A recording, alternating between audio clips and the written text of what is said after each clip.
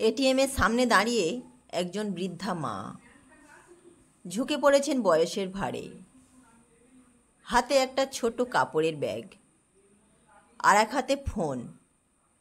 ব্যাগের ভেতর কিছু কাগজপত্র উঁকি দিচ্ছে। আমি ঢুকতে যাচ্ছি এটিএম রুমে, হঠাৎ বৃদ্ধা টেনে ধরলেন হাতটা। বাবা, তুমি টাকা তুলবে? ভাবলাম গেল বোধহয় কিছু। বললাম, বলুন কি চাই? আমার ধারণা মিথ্যা প্রমাণ করে বৃদ্ধা বললেন, আমার কিছু টাকা তুলে দেবে বাবা? আমি ওই ঘরে ঢুকতে ভয় পাই। আমার খুবই প্রয়োজন টাকার। আমি বললাম, চলুন ভেতরে। বৃদ্ধা বললেন, না বাবা, আমি ওই ঠান্ডা ঘরে যেতে পারবো না। আমি বাইরে থাকছি, তুমি তুলে এনে দাও। এই নাও এটিএম কার্ড।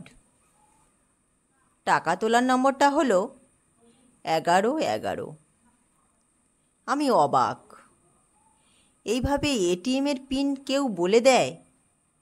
বললাম, এই নাম্বার কাউকে বলতে নেই। উনি বললেন, তাতে কি হয়েছে? তুমি কি বেশি টাকা তুলে নেবে? না না, সেটা করব না। অগত্যা বললাম, বলুন কত টাকা? বাবা, 9,000 টাকা তুলবে। দুষ্টু বুদ্ধি খেলে গেল মাথায়। আমি 9,000 পরপর 3 বার তুললাম।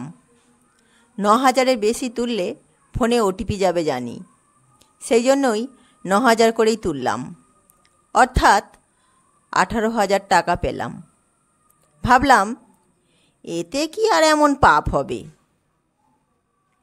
এমন খারাপ কাজ করিনি কোনো দিন, কিন্তু আজ আর লোভ সামলাতে পারলাম না। বাবার অপারেশনের খরচটা হয়ে যাবে।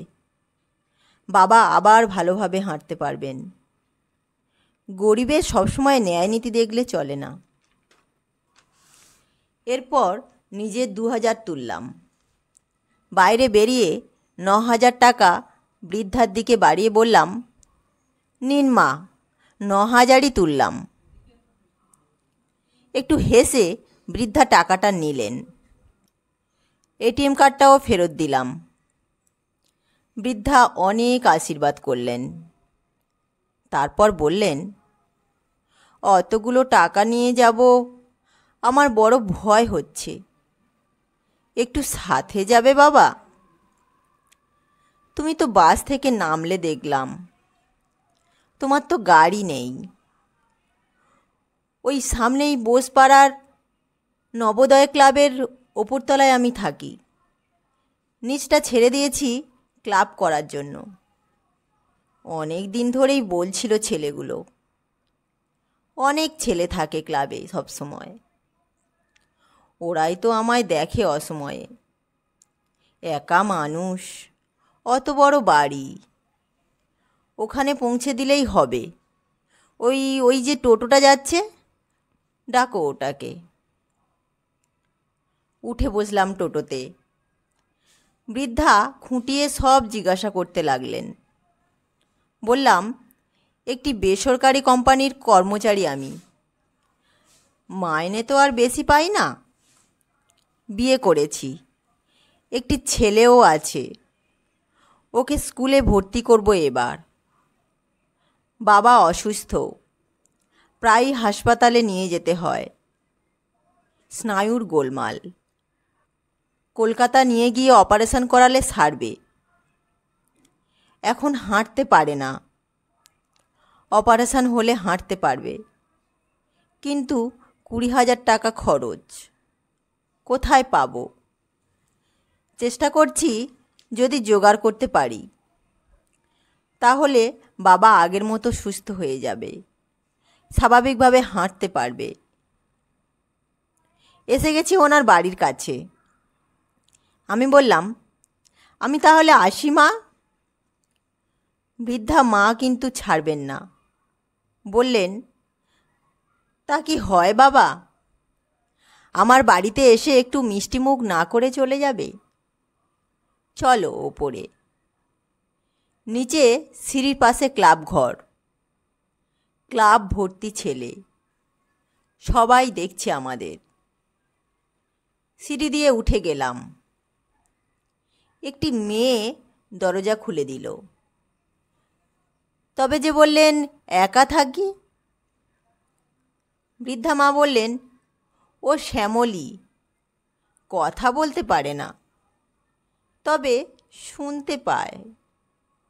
আমার রান্না বান্না থেকে সব ওই করে, শুধু টাকা তোলার কাজটা পারে না। বিরাট বড় বাড়ি। সামনের ঘরে আমাকে বসতে দিয়ে ভেতরে ঢুকে গেলেন বৃদ্ধা। ভাবলাম পালিয়ে যাই, কিন্তু তার হলো না। বৃদ্ধা মা ইশারা করতেই শ্যামলী মিষ্টি এনে দিল, অনেকগুলো মিষ্টি, সাথে কয়েকটা কাজু কিশমিশ। তাড়াতাড়ি খেয়ে ফেললাম। আমি তাড়াতাড়ি পালিয়ে যেতে পারলে যেন বেঁচে যাই।